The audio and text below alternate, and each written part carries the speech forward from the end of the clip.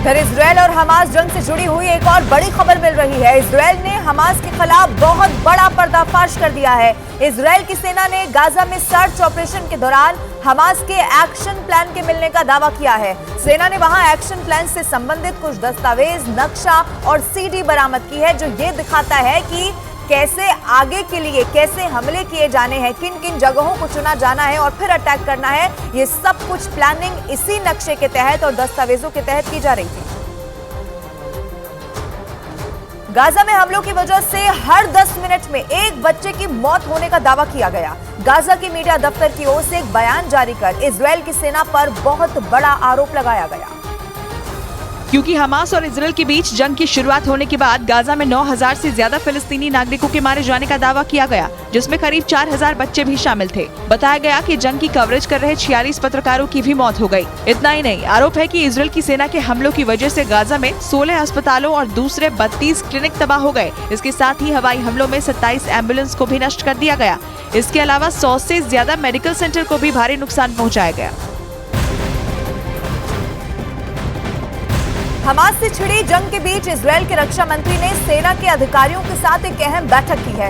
Israel के रक्षा मंत्रालय की अगर माने तो उसकी सेना पूरी ताकत के साथ हर मोर्चे पर हमास को घेरने पर जुटी हुई है और इसी को लेकर एक हाई लेवल मीटिंग की गई, जिसमें आगे की रणनीति क्या रहने वाली है, कैसे सैनिकों को पूरी तरीके से हर मोर्चे पर तैयार रहना है, इसको लेकर चर्चा की गई।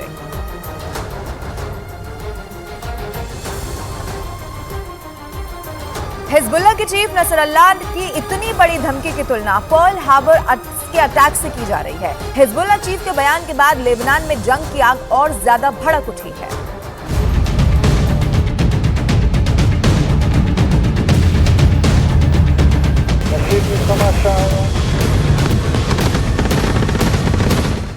हिजबुल्लाह के पास एंटी टैंक मिसाइलों का बहुत बड़ा जखीरा है, जिसकी वजह से इजरायल को नुकसान भी पहुंचा है। ये मिसाइल ईरान से सप्लाई की जाती रही है और ऐसी मिसाइलों का हिजबुल्लाह के पास बहुत बड़ा जखीरा है।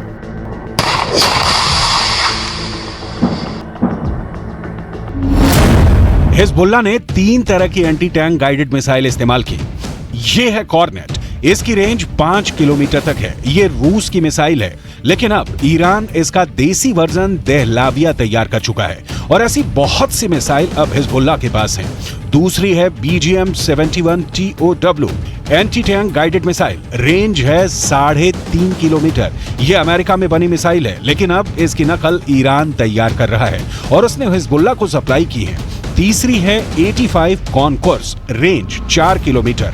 ये भी रूस ने बनाई है और अब ईरान में ये दोसान नाम से तैयार की जाती है। तीनों मिसाइल बहुत ही घातक है। 7 अक्टूबर के बाद हिजबुल्लाह सीधे जंग में नहीं कूदा था।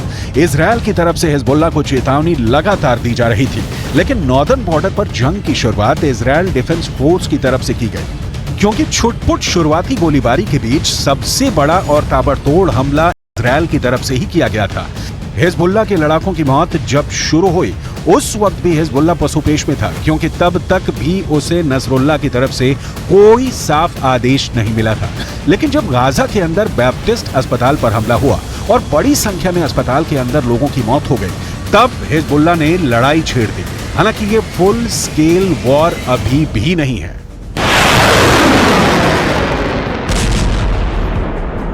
और इस 3 हफ्ते की लड़ाई में हिजबुल्लाह के अब तक 50 से ज़्यादा लड़ाके मारे जा चुके हैं। अक्टूबर के तीसरे हफ्ते में तो हिजबुल्लाह के 20 से ज़्यादा लड़ाके मारे गए थे, जिसके बाद इस जंग में हिजबुल्लाह धीमा पड़ता नजर आया, लेकिन बाद में धीरे धीरे वो इस जंग में फिर वापस आ गया। ईरान कभी अपनी जमीन पर युद्ध नहीं लड़ेगा, क्योंकि उसके रणनीतिकार बहुत होशियार हैं। ईरान की सरकार यमन, इराक और सीरिया को जमीन का इस्तेमाल करके अमेरिका और इजरायल के ठिकानों पर हमला कर रही है। इन देशों में अपनी जड़ें जमाने के लिए ईरान ने बरसों की मेहनत की है और अब वो उसका फायदा उठाना चाहते हैं। लेबनान एक ऐसा ही देश है जो जंग की चपेट में धीरे धीरे आता जा रहा है। लेबनान के अखबार नहार नेट ने यह रिपोर्ट किया है कि इजरायल ने ब्लीडा इलाके के पूर्वी बाहरी इलाके में फास्फोरस बम से हमला किया है, जिसकी वजह से वहां मौजूद आसपास के जंगलों में भारी आग लग गई थी। इन फास्फोरस बमों से लगी आग लंबे इलाके में फैले जंगलों तक फैल गई, जिससे भारी नुकसान हुआ। इजराइल की तरफ से लगातार ये कहा जा रहा है कि लेबनान हिजबुल्लाह के कंधों पर बंदूक रखकर जंग में कूदने का जोखिम ना उठाए, क्योंकि इस बार लेबनान बहुत बुरी तरह जंग की चपेट में आएगा और फिर ये कहकर पल्ला नहीं झाड़ सकता कि इस जंग में उसे हिजबुल्लाह ने घसीटा है।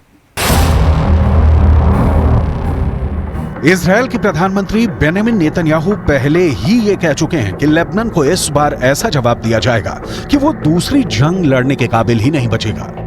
שאתם עושים פה ומה ששמעתי עכשיו מהמפקדים שלכם זה דבר חשוב מאין כמוהו. אתם הורגים אנשי חיזבאללה שמנסים לתקוף את קו החזית שלנו. אני לא יודע עכשיו, כשאני נמצא איתכם, אני לא יכול להגיד לכם כרגע אם חיזבאללה יחליט להיכנס בצורה מלאה למלחמה. नेतन्याहू के अलावा इजरायल के रक्षा मंत्री योव गैलेंट पहले ही कह चुके हैं कि इस युद्ध में इजरायल का बदला ये तय करेगा कि अगले 75 साल तक इजरायल की जमीन पर रहेगा या नहीं। अभी तक हिजबुल्लाह के 50 से ज्यादा लड़ाकों के मारे जाने की खबरें आ चुकी हैं, लेकिन इसके बावजूद भी इजरायल के रक्षा मंत्री ने बयान ये दिया है कि अभी वो युद्ध को विस्तार नहीं देना चाहते। מנהלים מלחמה בחזית הדרומית כנגד חמאס. אנחנו מוכנים לכל התפתחות בצפון. חיזבאללה סופג נפגעים רבים. יחד עם זה אין לנו עניין להרחיב את המלחמה. אם נידרש לעניין הזה, נדע מה לעשות. הכוחות מוכנים בהגנה.